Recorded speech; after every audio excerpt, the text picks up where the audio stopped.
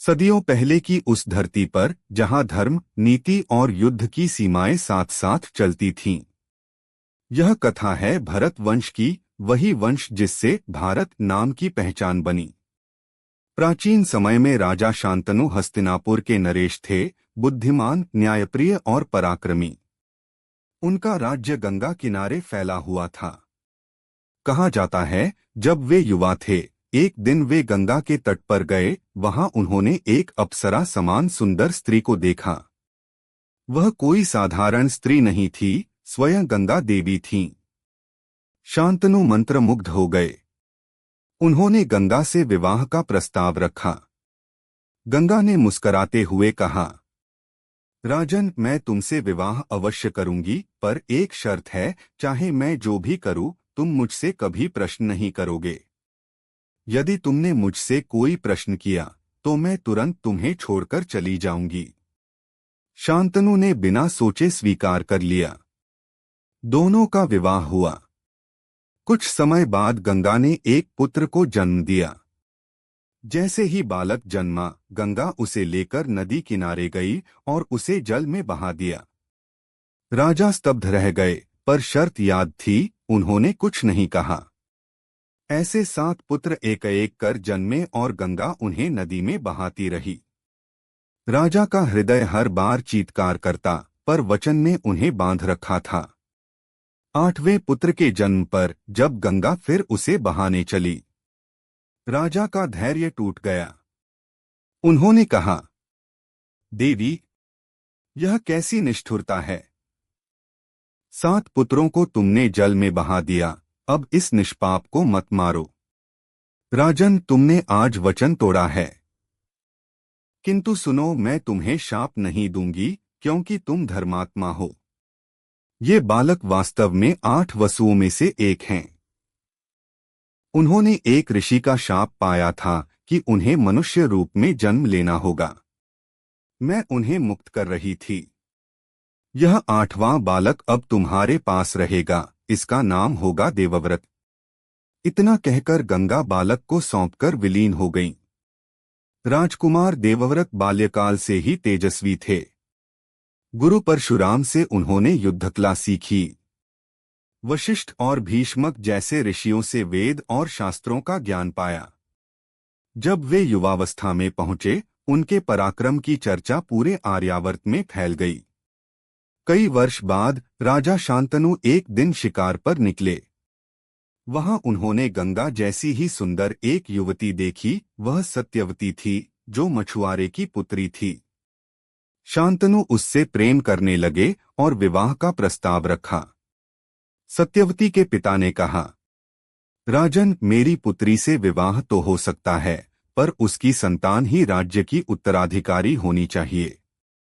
यह सुनकर शांतनु मौन रह गए, क्योंकि उनके पास पहले से ही देवव्रत जैसा योग्य पुत्र था।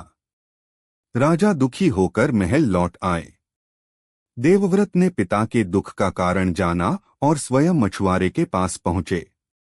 उन्होंने कहा, आपकी पुत्री सत्यवती मेरी माता बनेगी, इसमें कोई बाधा नहीं। मैं प्रतिज्ञा करता हूं कि मैं कभी विवाह नहीं करूंगा और न ही कोई संतान होगी जो राज्य पर अधिकार मांगे। यह सुनकर सारा वातावरण स्तब्ध रह गया। देवव्रत ने गंगा और देवताओं को साक्षी मानकर यह व्रत लिया। देवताओं ने आकाश से पुष्प बरसाए और घोषणा की, यह भीष्म हैं। इनकी प्रतिज्ञा भीष्म भयंकर है। तभी से देवव्रत भीष्म पितामह कहलाए। राजा शांतनु ने पुत्र को वरदान दिया, पुत्र, जब तक तुम स्वयं मृत्यु नहीं चाहोगे, मृत्यु तुम्हें नहीं ले सकेगी।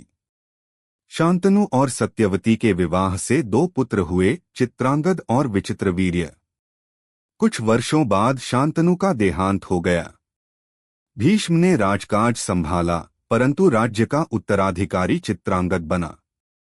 चित्रांगद युद्ध में वीरगति को प्राप्त हुए और विचित्रवीर्य राजा बने।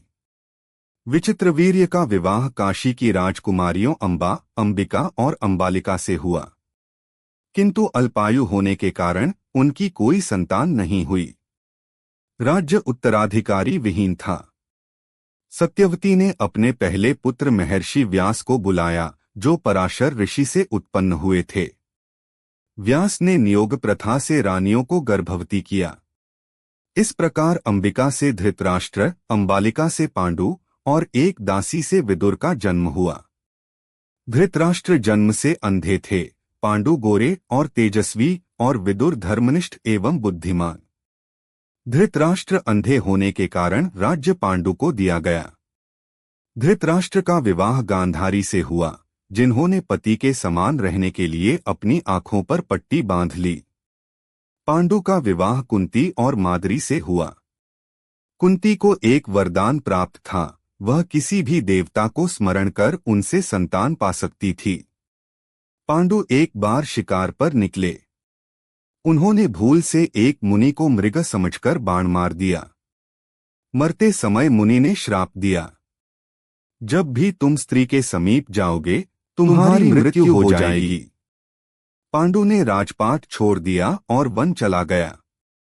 वहां कुंती ने वरदान का प्रयोग कर क्रमशः धर्मराज, युधिष्ठिर, वायु, भीम और इंद्र, अर्जुन से पुत्र प्राप्त किए। माद्री ने अश्विनी कुमारों को स्मरण कर नकुल और सहदेव को जन्म दिया। इस प्रकार पांचों पांडवों का जन्म हुआ। हस्तिनापुर में धृतराष्ट्र और गांधारी को भी संतान की प्रतीक्षा थी। गांधारी को 100 अंडों का गर्भ हुआ, जिसे ऋषि व्यास ने 100 मृत्तिका गोलों में विभाजित किया। एक एक कर 100 पुत्रों का जन्म हुआ, जिनमें सबसे बड़ा था दुर्योधन। पांडवों और कौरवों ने एक साथ द्रोणाचार्य से शिक्षा पाई। भीम का बल, अर्जुन की धनुर्विद्या और दुर्योधन का घमंड, यही आगे के संघर्ष की नींव बने। द्रोण ने अर्जुन को अपना सबसे प्रिय शिष्य माना। अर्जुन ने एकलव्य की कथा से यह सीखा कि गुरु का सम्मान सबसे ऊपर है। जब दोनों कुलों के राजकुमार शिक्षित हो गए, हस्तिनापुर में एक भव्य प्रतियोगिता हुई। अर्जुन ने अपनी अद्भुत धनुर्विद्या से सबका हृदय जीत लिया। लेकिन तभी मंच पर एक अजनबी योद्धा आया, कर्ण। उसने अर्जुन को द्वंद्व युद्ध की चुनौती दी। कर्ण को देखकर द्रोण और भीष्म ने उसकी जाति पूछी। क्योंकि वह सूत पुत्र था, उसे प्रतियोगिता में भाग लेने से रोका गया। दुर्योधन ने आगे बढ़कर कहा, आज से कर्ण मेरा मित्र और अंग देश का राजा होगा। यहीं से अर्जुन और कर्ण के बीच की प्रतिद्वंद्विता सदा के लिए शुरू हो गई।